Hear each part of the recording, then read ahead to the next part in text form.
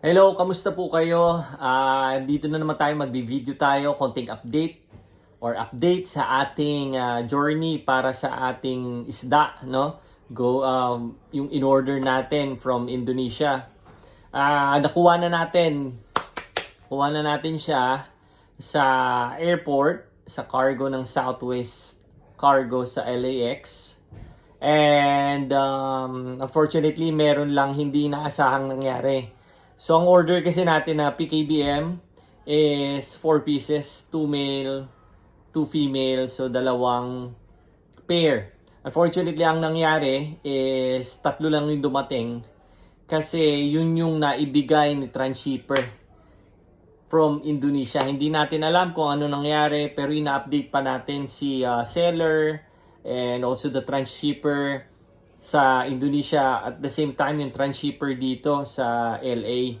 So nag-uusap kami tatlo, gumawa kami ng group chat, what happened, and until now because of the time difference siguro sa Indonesia, hindi pa sumasagot si Mr. Joti, siya yung transshipper natin sa Indonesia. Well, the good thing about it is si seller willing naman siya just in case magpadala ng panibagong isda. So, napakabait nitong seller na to. Nakita ko lang siya sa Facebook. Indonesian. Matagal na siyang nagbi-breed. I think, ang una niya mga breeding is guppies. Si Mr. Trijoko, i-screenshot ko yung Facebook niya para just in case kung gusto niyo rin makakuha sa kanya from Indonesia. Napakabait na tao talaga. Wala akong masasabi. Anyway, yun, na-update pa natin si transshipper ng Indonesia kung anong mangyayari, bakit tatlo lang inapadala. Well, nandun naman sa code or sa ang tawag dito, yung pinaka order natin dun sa online is apat din yung binigay ni seller sa kanila. And then pagdating dito, tatlo na lang. There's a possibility, malamang hindi na idala o hindi na ipadala yung isa. Hindi siguro yung namatay kasi kung may namatay doon sa end ni transshipper sa Indonesia, mag-i-inform yun. No? Kung either sa akin or dun sa seller. Walang any news about it and ang tingin ko nangyari dyan, hindi lang na ipadala, na misplace or na hindi nila napansin na apat yung darating dapat sa akin. Well, thankful pa rin ako. Blessed pa rin tayo kasi may dumating na tatlo. Ang dumating na tatlo is 1 female, 2 males. Napakaganda ng isda. PKBM Red Eyes, Albino, Platinum King, Balloon Molly. So yun yung in-order natin, yun yung mga pula yung mata. Kasi yun yung gustong-gusto ko talaga. Napakabait. Wala lang akong masabi. Pinick up natin siya sa airport ng around 9 o'clock in the morning. And ngayon nandito na siya.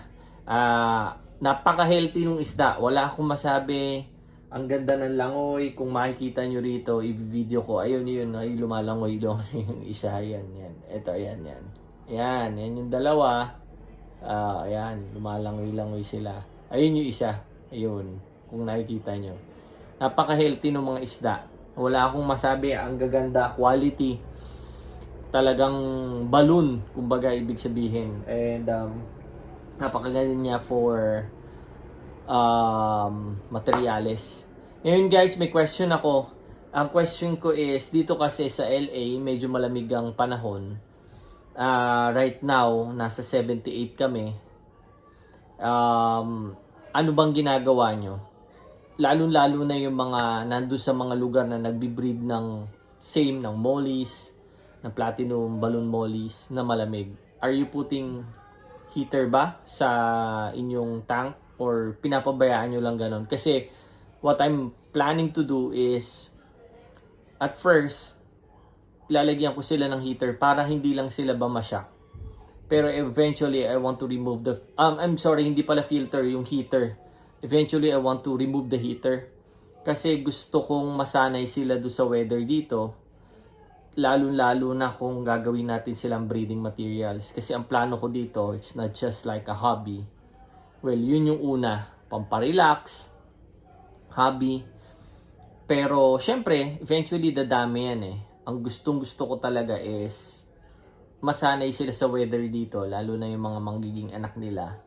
Hindi ko lang magawa na matanggal yung heater now kasi ito yung materialis ko. Nangihinayang ako eh, kung pag-eksperimentohan ko ba, baka mamatay.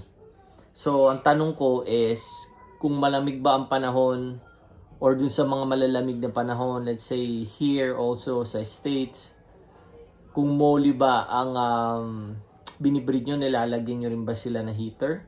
Paano ginagawa nyo? So please, pasagot po, pa-reply po ako sa ating tanong kung anong ginagawa nila. Anyway, update. Ito na, nandito na yung tatlo natin. Happy naman sila. At tingin ko okay na okay yung mga quality. Update ko ulit kayo doon sa isdang naiwan kung anong mangyayari.